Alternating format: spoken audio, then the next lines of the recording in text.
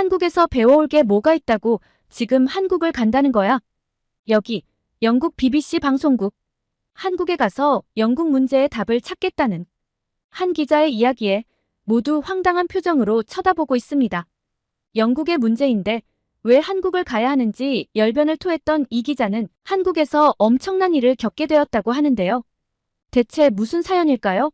오늘의 이야기 시작합니다.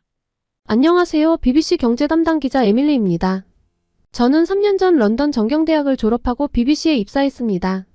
경제학을 전공하면서 늘 꿈꿔왔던 일이었죠. 하지만 요즘 들어 이 일이 점점 더 무거운 짐처럼 느껴졌고 괴로웠어요. 그래서 한국에 다녀오게 되었는데요. 오늘은 제가 한국에서 어떤 취재를 했는지 또 무엇을 보고 느꼈는지 전달해 보려고 합니다. 취직한 이후 매일 아침 출근길, 지하철에서 신문을 펼쳤을 때 좋은 이야기를 본 기억이 없습니다. 물가는 천정부지로 치솟고 파업은 끊이질 않고 젊은이들은 내 집 마련의 꿈을 포기한 지 오래죠.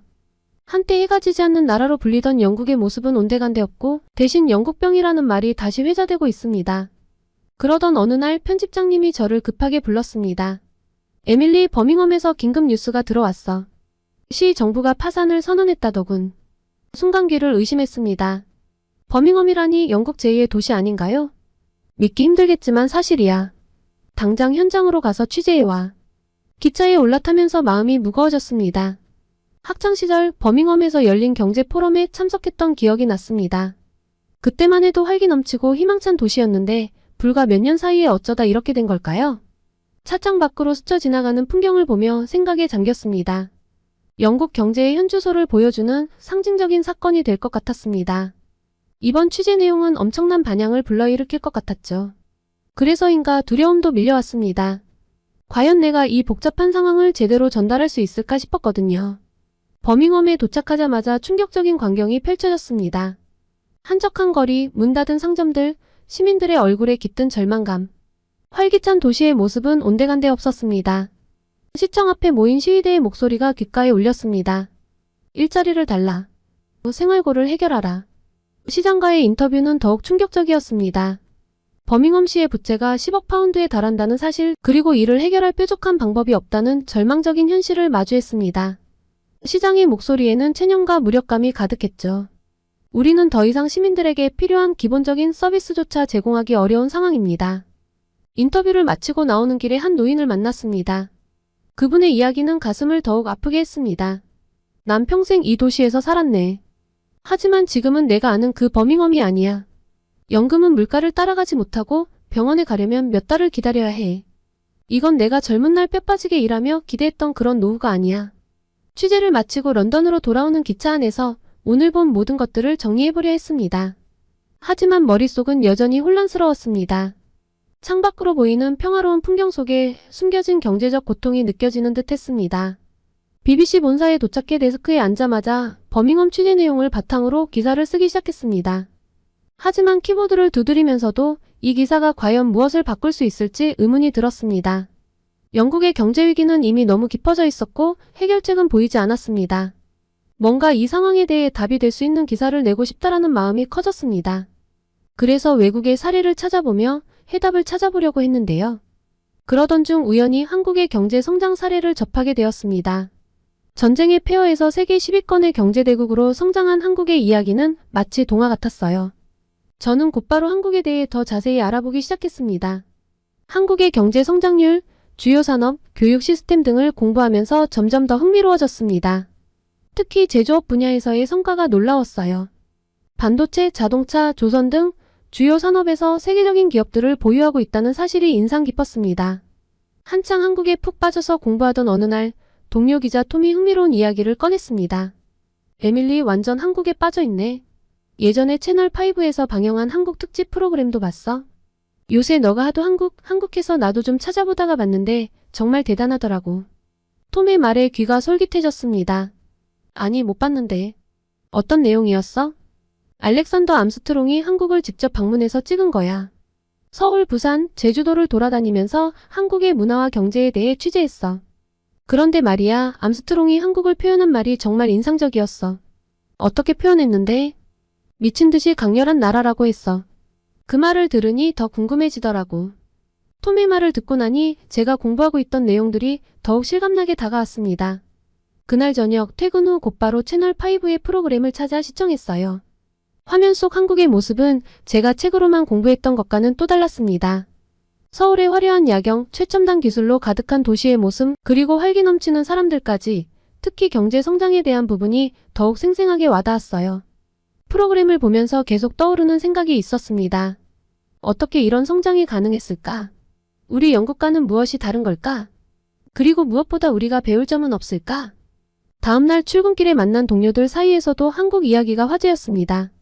특히 최근 반이민 폭력 시위를 취재하고 돌아온 제임스가 한숨을 쉬며 말을 꺼냈습니다. 에밀리, 어제 시위 현장 봤어? 정말 끔찍했어. 경찰과 시위대가 충돌하고 상점들은 문을 걸어 잠그고. 이게 우리 런던 거리라니 믿기지가 않더라고. 제임스의 말에 다른 동료들도 고개를 끄덕였습니다. 톰이 말을 이었습니다. 그러고 보니 얼마 전에 본 한국 특집 프로그램에서는 전혀 다른 모습을 보여줬는데 왜 우리는 한국처럼 안 될까? 한국은 치안이 정말 좋아서 여자들이 밤에 혼자 다녀도 안전하대. 정말? 우리나라 상황이랑 너무 다르네. 요즘 런던 거리가 얼마나 위험해졌는데. 난 그래서 밤에 야근을 할 땐 집에 갈 생각 안 해. 그냥 숙직실에서 자잖아. 사라가 씁쓸한 표정으로 말했습니다. 제임스가 고개를 절레절레 흔들며 덧붙였습니다. 맞아, 우리 지금 상황이랑 정반대인 것 같아. 어떻게 그렇게 할 수 있는 걸까? 저는 이 대화를 듣고 있다가 문득 알아본 내용들이 생각났습니다.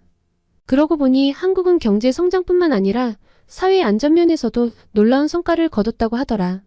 내가 최근에 조사해본 바로는 한국의 범죄율이 OECD 국가 중 최저 수준이래.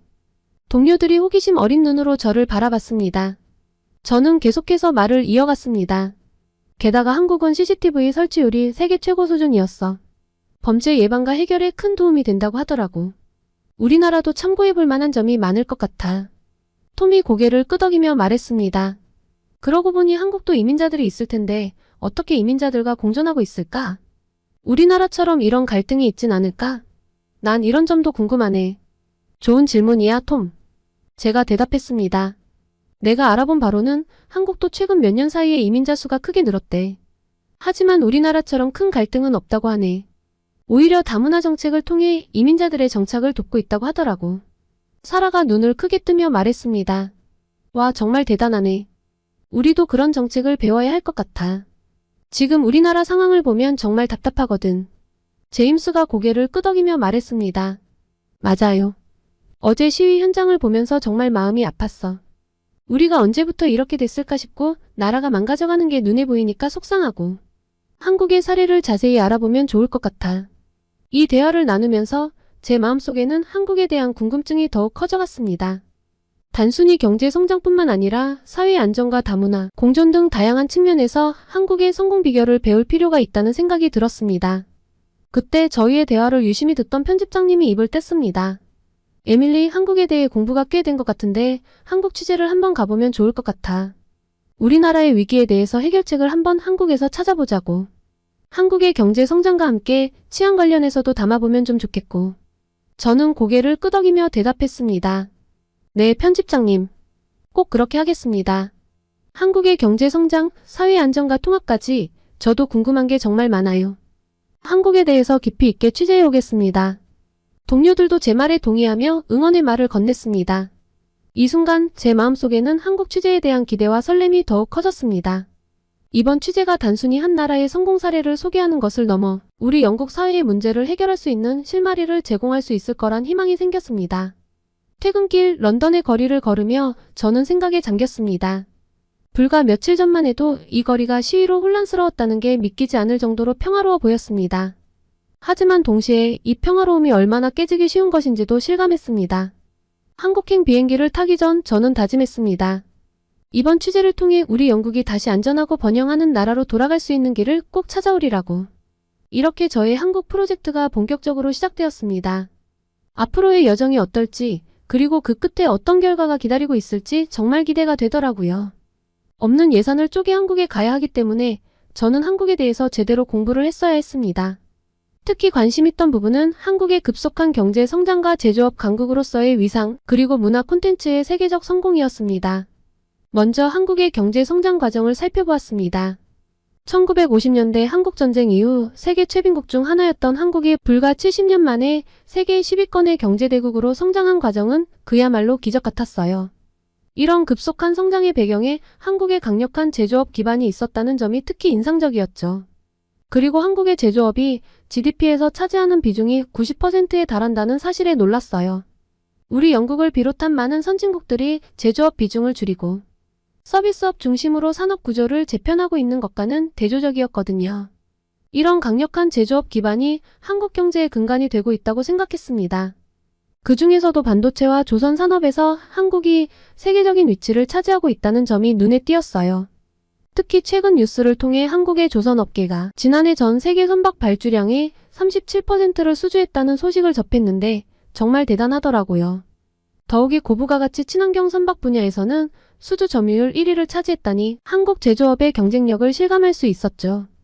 한국에서 조선 사업과 관련해서는 꼭 취재해봐야겠네 라고 중얼거리며 취재 계획을 세웠습니다.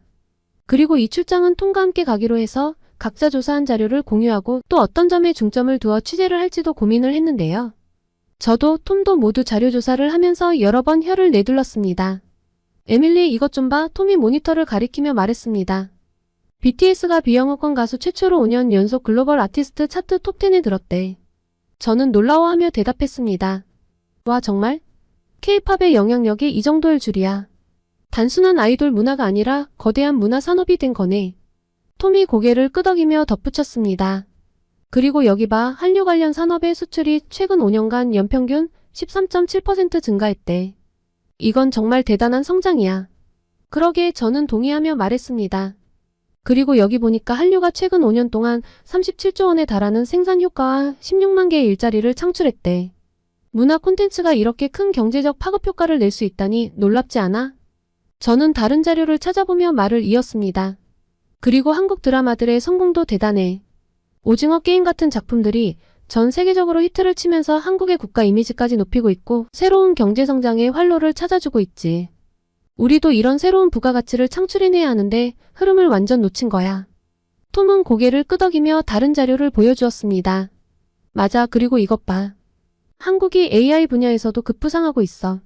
미국, 중국에 이어 세계 3위 AI 강국이래. 정말? 저는 흥미롭게 자료를 들여다보았습니다. 특히 AI 반도체 분야에서 세계적 수준이라고 하네. 한국이 이렇게 새로운 산업에서도 빠르게 성장하다니 대단해. 지금 보면 트렌드를 놓치지 않네. 한국인들이 이렇게 빠르게 발전할 동안 우리는 뭘 하고 있었던 걸까? 우리는 계속해서 자료를 찾아보며 한국의 다양한 산업 분야에 대해 토론했습니다. 제조업부터 문화산업, 첨단 기술까지 균형 잡힌 발전을 이루고 있는 한국의 모습에 감탄했죠. 톰, 저는 생각에 잠겨 말했습니다. 이런 한국의 사례가 우리 영국의 경제 문제를 해결하는 데 중요한 힌트가 될 수 있을 것 같아. 특히 경제 성장이 정체될 시점에 새로운 돌파구를 만들어낸 한국의 저력이 정말 부러워. 톰도 동의했습니다. 맞아. 특히 그들이 어떻게 새로운 산업을 육성하면서도 기존 제조업의 경쟁력을 유지했는지 자세히 알아볼 필요가 있겠어. 한국인들의 창의성, 저돌성, 실행력. 모든 게 대단해 보여. 우리는 서로를 바라보며 미소 지었습니다. 한국에서의 취재가 기대되면서도 동시에 큰 책임감을 느꼈죠. 무엇보다 한국을 취재하기로 한 건 정말 좋은 선택이었다는 생각이 들었습니다. 한국이 제조업과 문화산업 그리고 첨단기술 분야에서 이렇게 균형 잡힌 발전을 이루고 있다는 점은 조사 전엔 몰랐는데 정말 배울 점이 많다고 생각했거든요. 영국이 현재 겪고 있는 경제적 어려움을 극복하는 데 있어 중요한 시사점을 제공할 수 있을 것 같다는 강렬한 느낌이 왔죠. 한국행 비행기에 오르며 이번 취재가 단순히 한 나라의 성공 사례를 소개하는 것을 넘어 영국의 경제 재건을 위한 새로운 아이디어를 얻는 기회가 될 수 있기를, 그리고 무엇보다 한국의 역동적인 에너지를 직접 느끼고 싶다는 설렘으로 가득 차 있었습니다. 비행기가 서서히 고도를 높이며 한국을 향해 날아가는 동안 저는 옆자리에 톰에게 말을 걸었습니다. 톰, 이번 취재가 정말 기대돼. 우리 영국이 나아갈 새로운 방향을 찾을 수 있을 것 같지 않아? 톰은 고개를 끄덕이며 대답했습니다. 나도 그렇게 생각해, 에밀리. 한국의 성공 사례가 우리에게 많은 영감을 줄 수 있을 거야. 그래, 특히 그들의 빠른 경제 성장과 기술 혁신이 궁금해.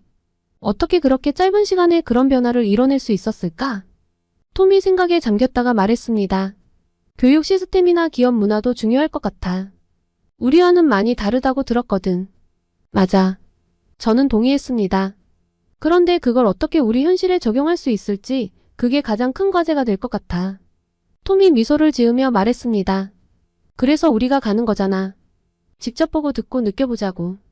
저는 톰의 말에 용기를 얻었습니다. 내 말이 맞아. 이번 여정이 우리 영국의 미래를 위한 중요한 첫걸음이 될 수 있을 거야. 우리는 서로를 바라보며 미소 지었습니다. 한국에서의 취재가 우리 영국에 어떤 변화를 가져올 수 있을지 그 가능성을 생각하니 가슴이 뛰었죠. 이렇게 서울에 도착한 첫날 밤 톰과 호텔 로비에서 일정을 상의하는데 배가 너무 고프더라고요. 늦은 밤에 도착한 탓에 먹은 게 기내식이 달아 그런지 많이 허전했습니다. 톰, 나 잠깐밖에 나갔다 올게. 편의점에서 간단히 먹을 걸 좀 사오려고. 톰이 걱정스러운 표정을 지었습니다. 에밀리, 잠깐만. 아무리 안전하다지만 낯선 도시에서 밤늦게 돌아다니는 건 위험해. 괜찮아, 톰. 그리고 우리는 한국의 치안도 확인해 볼 의무가 있다고. 걱정되면 카메라 들고 따라와. 그렇게 우리는 소형 카메라를 들고 나왔습니다. 밖에 나간 순간 톰은 놀라서 카메라를 떨어뜨릴 뻔했어요. 영국에서 이 시간에 이렇게 카메라를 들고 다니면 강도들이 와서 린치를 하고 카메라를 빼앗아갈 것이 분명한데 약간의 긴장을 하고 나간 저희가 그냥 웃겨질 뿐이었거든요. 한국은 아주 밝고 사람들은 모두 여유 있었으며 밤 12시가 가까워오는 시간인데도 이상한 사람들은 존재하지 않았어요. 게다가 우리가 들고 있는 카메라에는 아무도 신경 쓰지 않았죠. 편의점에서 이것저것 간식거리를 사고 나오며 저희는 더 놀라운 광경을 목격했습니다. 사람들이 편의점 테이블에 먹던 음식과 핸드폰을 놓고 화장실에 다녀오는 거예요. 런던에선 상상도 못할 일입니다. 저렇게 나갔다 오면 아마 테이블 위가 1분도 걸리지 않아 싹 사라질 거예요. 먹다 남은 음식은 노숙자들이 들고 갈 거고 휴대폰은 옆자리 사람이 들고 가겠죠. 그런데 한국은 정말 아무렇지도 않았습니다. 혹시 무슨 일이 일어날지도 모르니 지켜보자 라며 기다렸던 저희가 우스워졌어요. 한국의 치안 관련해서는 여러 번 듣고 인터넷으로 보기도 했지만 직접 보았을 때의 문화 충격은 정말 엄청났죠. 다음날 아침 본격적인 취재가 시작되었습니다. 밤에도 이렇게 안전하다면 밝은 낮에는 거리길이 없다는 생각에 저희는 온전히 취재에만 집중할 수 있었습니다. 저희의 첫 취재는 카이스트 핀 반도체 연구센터였습니다. 최첨단 연구시설을 둘러보며 유해준 교수님께 질문을 던졌죠. 한국이 AI 반도체 분야에서 세계 3위라고 들었어요. 어떻게 이런 성과를 낼 수 있었나요? 유 교수님은 자부심 가득한 표정으로 대답하셨습니다. 우리는 최근 세계 최초로 상보형 트랜스포머 기술을 개발했습니다. 이는 인간의 뇌를 모방한 뉴로모픽 컴퓨팅 시스템으로 초저전력으로 거대 언어 모델을 구동할 수 있죠. 톰이 호기심 어린 눈으로 물었습니다. 그게 정확히 어떤 의미인가요? 유 교수님은 설명을 이어갔습니다. 간단히 말해 우리가 개발한 AI 반도체는 엔비디아의 GPU 대비 625분의 1 수준의 전력만으로 GPT-2 모델을 0.4초 만에 구동할 수 있습니다. 이는 IBM이나 인텔도 아직 구현하지 못한 기술이죠. 저는 놀라움을 감추지 못하고 물었습니다. 그렇게 획기적인 기술을 어떻게 개발하실 수 있었나요? 지속적인 R&D 투자와 정부의 지원, 그리고 우수한 인재들 덕분이라고 생각해요. 우리는 4차 산업혁명을 선도하기 위해 끊임없이 노력하고 있죠. 인터뷰를 마치고 나오며 톰과 저는 서로를 바라보았습니다. 와, 정말 대단하지 않아? 톰이 말했습니다. 이런 기술력이 한국의 AI 산업을 세계 3위로 만든 거구나. 저는 고개를 끄덕이며 대답했습니다. 그래, 이런 혁신적인 기술들이 한국 경제의 새로운 성장 동력이 되고 있는 거야. 우리 영국도 배울 점이 정말 많아 보여. 한국 조선업체 방문에서는 더 놀라운 이야기를 들었습니다. 고부가 같이 친환경 선박 개발에 집중하고 계신데 앞으로의 계획은 어떻게 되나요? 제가 물었습니다. 조선소 연구소장이 자신감 넘치는 목소리로 대답했습니다.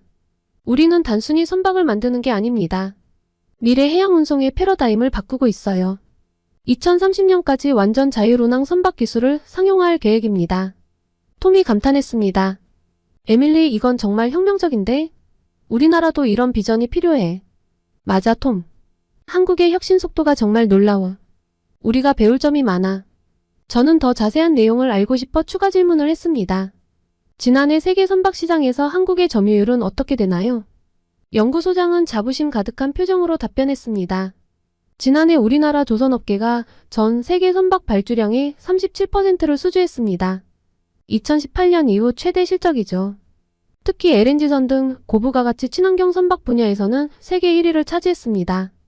톰이 놀라워하며 물었습니다. 와, 대단하네요. 그렇다면 한국 조선업의 경쟁력은 어디에서 나오는 걸까요? 연구소장은 잠시 생각하더니 대답했습니다. 우리의 강점은 기술력과 효율성입니다. 예를 들어 옥포조선소는 세계 최대 규모의 드라이도크 130m 폭의 초대형 크레인을 갖추고 있어요. 이를 통해 초대형 선박을 효율적으로 건조할 수 있습니다. 저는 궁금증이 생겼습니다. 최근 미국 해군성 장관이 한국 조선소를 방문했다고 들었는데 어떤 평가를 받았나요? 연구소장의 얼굴에 뿌듯한 미소가 번졌습니다. 카를로스 델토롬이 해군성 장관이 우리 조선소를 방문하고 깊은 인상을 받았다고 합니다. 특히 우리의 디지털화 수준과 정확한 일정 관리 능력에 놀랐다고 하더군요. 이는 우리 조선업의 세계적 경쟁력을 다시 한번 입증하는 계기가 되었습니다. 톰이 고개를 끄덕이며 말했습니다. 정말 인상적이네요. 한국의 조선업이 이렇게 발전한 비결이 뭘까요?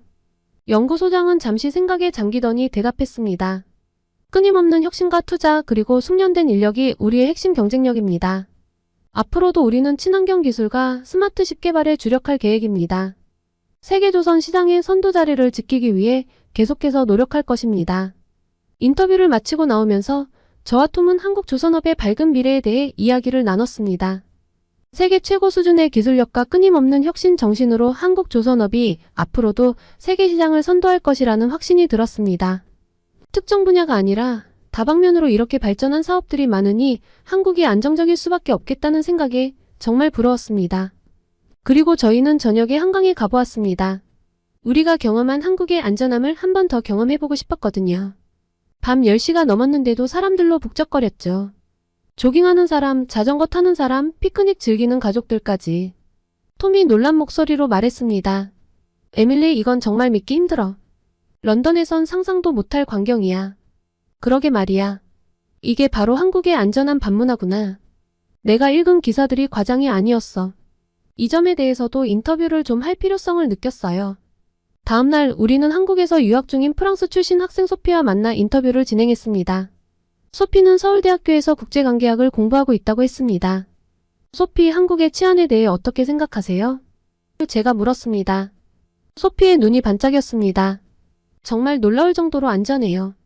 밤늦게 혼자 돌아다녀도 전혀 걱정이 없어요. 파리에선 상상도 못할 일이죠. 톰이 호기심 어린 표정으로 물었습니다. 구체적으로 어떤 점이 다른가요? 소피는 잠시 생각에 잠기더니 대답했습니다.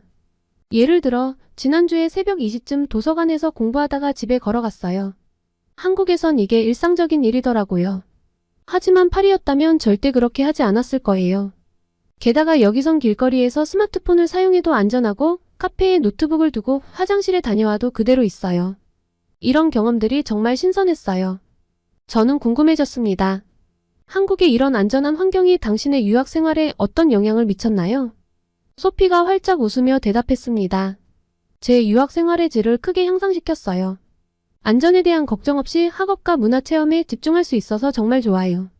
밤에 열리는 문화 행사나 야시장 같은 곳도 마음껏 즐길 수 있고요. 이런 환경이 한국의 활기찬 밤문화를 가능하게 하는 것 같아요.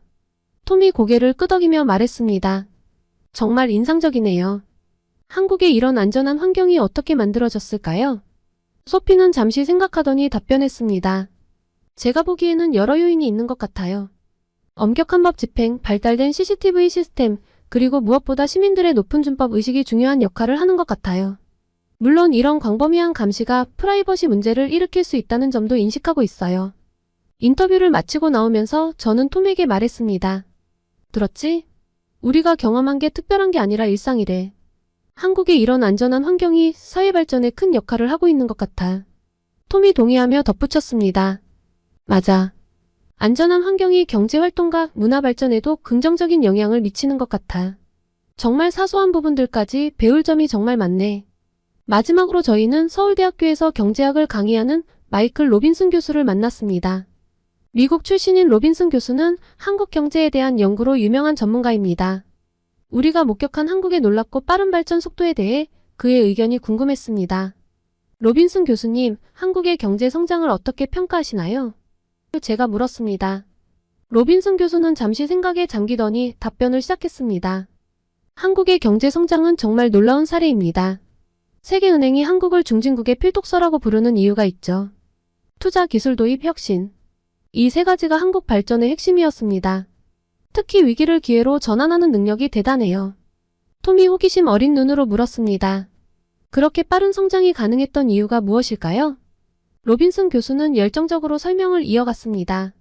한국의 성공에는 여러 요인이 있지만 가장 중요한 것은 교육에 대한 헌신이었습니다. 2019년 노벨 경제학상 수상자인 에스테르 디플로 교수도 한국의 성공 비결로 IT 기술의 지속적인 투자와 교육에 대한 헌신을 꼽았죠. 실제로 한국은 교육에 엄청난 에너지와 자원을 투자했습니다. 제가 궁금해서 물었습니다. 그렇다면 다른 나라들은 왜 한국의 모델을 따라하기 어려운 걸까요? 로빈슨 교수는 미소를 지으며 대답했습니다. 그것이 바로 한국의 독특한 점입니다. 한국의 교육열은 역사적 맥락과 밀접한 관련이 있어요. 6.25 전쟁 이후 극심한 빈곤 속에서 교육만이 살 길이라는 인식이 퍼졌죠. 다른 나라들, 특히 남미나 동남아시아 국가들은 교육에 투자는 했지만 한국만큼 열성적이지 않았습니다. 또한 많은 개발도상국의 독재 정권들은 시민들이 똑똑해지는 것을 원하지 않았죠. 톰이 감탄하며 말했습니다. 와, 정말 흥미롭네요. 그렇다면 한국의 국제적 위상은 어떻게 변했나요? 로빈슨 교수의 눈이 반짝였습니다. 한국의 국제적 위상 변화는 정말 극적입니다. 최근 US 뉴스의 2021년 국력 순위에서 한국이 세계 8위를 기록했어요. 이는 단순히 GDP만이 아니라 리더십, 경제적 영향력, 정치적 영향력, 외교정책, 군사력 등을 종합적으로 평가한 결과입니다. 골드만삭스는 2050년에 한국의 1인당 GDP가 8만 1,000달러를 기록해 세계 2위가 될 것으로 전망하기도 했죠. 제가 궁금해서 물었습니다. 한국의 문화적 영향력도 커지고 있다고 들었는데 이것도 경제 성장과 관련이 있나요? 로빈슨 교수는 열정적으로 설명했습니다. 물론입니다. BBC도 최근 한국의 경제 성장과 문화적 영향력이 결국 교육의 성공 덕분이라고 분석했죠. 예를 들어 한국은 발빠르게 인터넷 뉴스 시장을 선점했고 이를 활용한 광고 시장도 일찍 개척했죠. 이런 기술에 대한 포용적인 사고방식이 K-팝과 K-드라마 등 한국 문화의 세계적 확산에도 기여했다고 봅니다. 톰이 고개를 끄덕이며 말했습니다. 그렇다면 한국 경제 성장의 미래는 어떻게 보시나요? 로빈슨 교수는 진지한 표정으로 대답했습니다. 한국은 이제 새로운 도전에 직면해 있습니다. 4차 산업혁명 시대에 맞춰 새로운 성장 동력을 찾아야 하고 저출산 고령화 문제도 해결해야 합니다. 하지만 지금까지 보여준 한국의 저력을 생각하면 이러한 도전도 잘 극복해 나갈 수 있을 거라고 봅니다. 특히 한국의 문화산업이 새로운 성장 동력이 될 수 있을 것 같아요. 독일의 권위 있는 신문 디차이트가 2020년에 대중문화 역사상 처음으로 서구 문화적 헤게모니가 깨지고 아시아 문화가 중심이 된 것을 인정할 때라고 말한 것처럼 한국 문화의 영향력은 계속 커질 것입니다. 인터뷰를 마치며 저는 한국의 놀라운 경제 성장 이야기에 깊은 감명을 받았습니다. 70년 전 쓰레기통에서 장미꽃이 피기를 바라는 것과 같다고 여겨졌던 나라가 이제는 세계 8위의 강국으로 성장한 것입니다. 한국의 이야기는 단순한 경제 성장을 넘어 교육과 혁신을 통해 이뤄낸 진정한 기적의 이야기였습니다. 그리고 이 성공 스토리는 앞으로도 계속될 것 같았습니다. 호텔로 돌아오는 길 톰에게 말했습니다. 톰, 이번 취재로 내가 세상을 보는 눈이 완전 업그레이드 된 것 같아. 한국은 우리가 상상했던 것보다 훨씬 더 혁신적이고 안전한 나라야. 톰이 고개를 끄덕이며 대답했습니다. 맞아. 이곳에서 본 것들이 우리 영국에 어떤 영감을 줄 수 있을지 정말 기대돼. 비행기에 오르며 생각했습니다. 한국의 이야기가 우리 영국에 어떤 교훈을 줄 수 있을까? 이제 이 질문에 대한 답을 찾아야 할 때라고요. 이제 취재한 내용들을 바탕으로 어떤 프로그램을 만드느냐에 따라 제가 느낀 한국의 저력을 영국 사람들이 느끼냐, 마냐가 결정되니까요. 더 많은 사람들이 한국을 알고 한국에서 인사이트를 얻어 영국이 지금의 위기를 극복할 수 있었으면 하는 바람이 정말 커졌습니다. 영국에 돌아와 출근을 하며 저는 마음속으로 다짐했습니다. 이번 취재로 얻은 인사이트를 바탕으로 영국 사회의 새로운 변화의 바람을 일으킬 수 있는 기사를 써야겠다고 말이죠. 한국에서 본 혁신과 발전의 에너지가 영국에서도 재현될 수 있기를 희망하며 저는 힘찬 발걸음으로 공항을 빠져나왔습니다. 쉴 틈도 없이 저는 곧바로 편집에 몰두했습니다. 한국의 성공 사례를 상세히 소개하면서 동시에 영국의 현실에 맞는 적용 방안을 제시했고 제가 느꼈던 한국의 놀라움을 최대한 잘 느낄 수 있도록 신경을 썼습니다. 그리고 이 노력이 헛되지 않았는지 높은 시청률과 함께 시청자 게시판에 엄청난 반응으로 보답을 받았습니다. 특히 최근 영국의 미래에 대해 비관적이었던 사람들이 다들 한국의 이야기를 들으며 우리도 한국처럼 노력하면 희망을 다시 찾을 수 있을 것 같아요 라고 하는 말에 저는 눈물이 날 것 같았습니다. 특히 감동적이었던 건 정부 관계자들도 좋은 코멘트들을 해준 것이죠.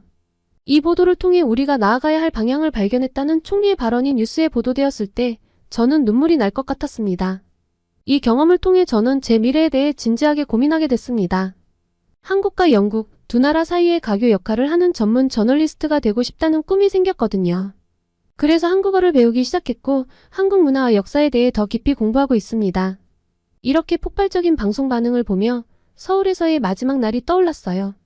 한강에서 한국의 야경을 바라보며 한국의 에너지와 숨겨진 힘들을 영국에 전할 수 있다면 얼마나 좋을까라고 생각했었죠.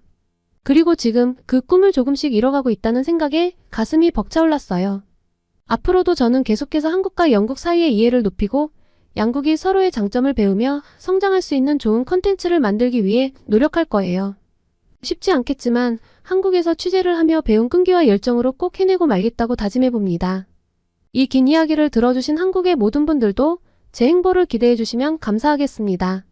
오늘은 영국 BBC 방송국의 여 기자가 영국이 겪고 있는 여러 문제의 해답을 찾기 위해 한국에 취재를 와서 한국에 대한 시각을 새롭게 가지게 된 사연을 전해드렸습니다. 오늘의 사연이 마음에 드셨다면 구독과 좋아요를 눌러주세요. 여러분의 구독과 좋아요는 계속해서 좋은 사연을 소개할 수 있는 힘이 됩니다. 이상 감동저장소였습니다.